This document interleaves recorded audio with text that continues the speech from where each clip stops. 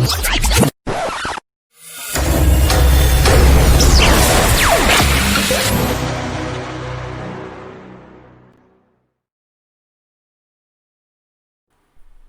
दिसंबर 1989 में लॉन्च हुए एक कार्टून सीरीज ने दुनिया को सदमे में डाल दिया।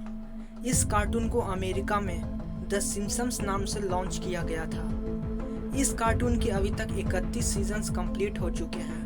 32वीं सीजन की भी तैयारी हो रही है। लेकिन आज हम आपको इस कार्टून के बारे में एक चौंका देने वाला रहस्य बताने वाले हैं। कार्टून्स और टीवी शोज की दुनिया में कई सीरीज ऐसे हैं जिनमें हमें फ्यूचर की चीज़ें या फ्यूचर में होने वाली घटनाओं के बारे में बताया जाता है। इस कार्टून में भी बहुत सारे ऐसे एपिसोड्स हैं जिनमें फ्यूचर के बारे में दिखाया गया, लेकिन इनका फ्यूचर प्रिडिक्शन से कुछ लेना देना नहीं था। फिर भी इस कार्टून में दिखाए गए फ्यूचरिस्टिक्स इवेंट आगे चलकर सच हुए।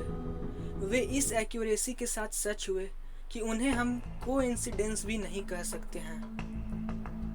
साल 2010 में इस कार्टून के एक एपिसोड में यह दिखाया गया कि एक कैरेक्टर बेंगेट हॉक्स्टन नाम के एक आदमी पर बेट लगाता है जिन्हें इकोनॉमिक्स के फील्ड में नोबेल प्राइज मिलने वाला है। उस समय लोगों ने इस सीन पर कुछ ज़्यादा ध्यान नहीं दिया, लेकिन हैरान कर देने वाली बात तो यह है कि साल 2016 में जब नोबेल प्राइज विनर की लिस्ट आई, तब इकोनॉमिक्स के फील्ड में बेंगेट हॉक्स्टन नाम के ही आदमी को नोबेल प्राइज मिला, जो कि कार्टून में दिखाए गए कैरेक्टर से बिल्कुल मेल खाती है।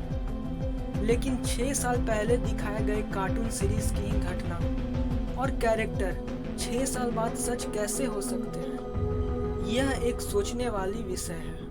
आप तो जानते ही होंगे कि अमेरिका के करंट प्रेसिडेंट डोनाल्ड ट्रंप हैं, लेकिन इस कार्टून के सीजन 11 के एपिसोड 20 जो साल 2000 में टेलीकास्ट किया गया था, उसमें ट्रंप की प्रेसिडेंट बनने का दिखाया गया है। लेकिन ऐसा कैसे हो सकता है कि एक कार्टून के क्रिएटर को 15 साल बाद की घटना पता चल जाए? हम इस घटना को कोइंसिडेंस भी नहीं कह सकते, क्योंकि इस कार्टून का एक सीन रियल वर्ल्ड से बिल्कुल मैच ही कर गया। इस सीन में हम देख सकते हैं कि ट्रंप एक्सीलेटर से नीचे उतर रहा है और साथ ही साथ वो हाथ भी हिला रहा है। और यह सीन 2015 का है, जिसमें द सिम्पसन में दिखाया गया घटना 100% मेल खा रहा है। जिस तरह कार्टून में दिखाए गए प्रेसिडेंट एक्सीलेटर से नीचे उतर रहे थे, रियल लाइफ में भी 2015 में इलेक्शन जीतने के बाद ट्रंप एक्सीलेटर से नीचे उतर रहे हैं और अपने प्रशंसकों को हाथ हिला रहे हैं।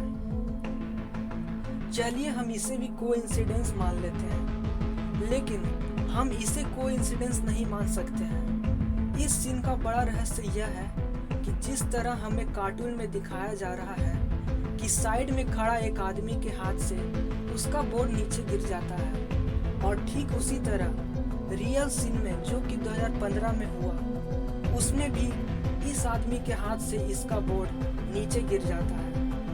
इस कार्टून के प्रेडिक्शंस इस हद तक सही हुए कि इसे कोइंसिडेंस मानना बिल्कुल गलत होगा। साल 1998 के इस एपिसोड में यह दिखाया गया है कि इस कार्टून में एक कैरेक्टर ने गॉड्स पार्टिकल का मास डिस्कवर कर लिया है, और इस सीन में वह ब्लैक बोर्ड पर कुछ मैथमेटिकल इक्वेशन लिख रहा है। लेकिन यहाँ चौंका देने वाली बात यह है कि जब 14 साल बाद रियल लाइफ में गॉड्स पार्टिकल का मास डिस्कवर हुआ, तो वह इस कार्टून में दिखाए गए मास के जितना ही बराबर था।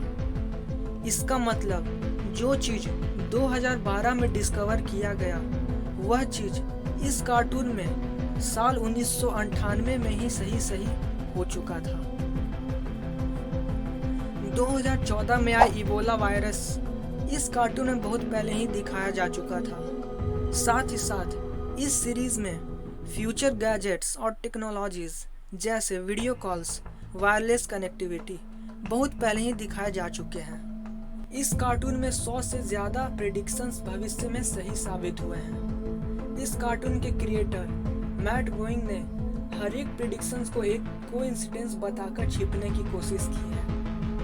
उन्होंने इसके बारे में कभी साफ से नहीं बताया है। कई लोग तो यह कहते हैं कि इस एनिमेटेड कार्टून सीरीज के क्रिएटर मैट ग्रोइंग नहीं बल्कि कोई और है जो फ्यूचर की बातों को इसमें दिखा रहा है। लेकिन एक बात तो पक्का है, यह कोइंसिडेंस बिल्कुल भी नहीं है। तो दोस्तों, अगर आपको ये वीडियो पसंद आया और आपको ये थोड़ा भी इंफॉर्मेटिव या इंटरेस्टिंग लगा तो आप इस वीडियो को लाइक कर दीजिए और साथ ही साथ मेरे इस चैनल को सब्सक्राइब कर दीजिए।